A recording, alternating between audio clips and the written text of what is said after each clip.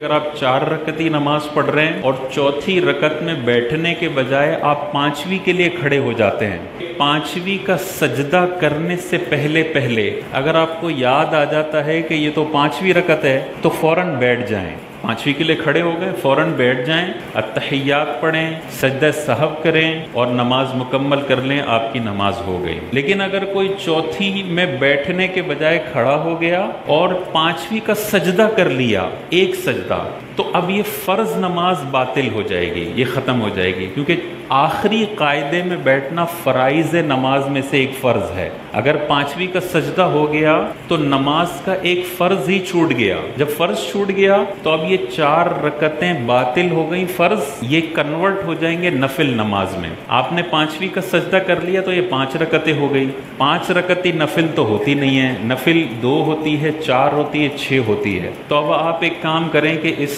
5ویں میں ایک اور رکعت ملا لیں، یہ 6 رکعتیں ہو گئیں، یہ 6 رکعتیں آپ کے لیے نفل ہو جائیں گی اور 4 رکعتیں آپ کو دوبارہ وقت میں پڑھنا یہ فرض ہے، کیونکہ پچھلی والی 4 رکعتیں آپ کی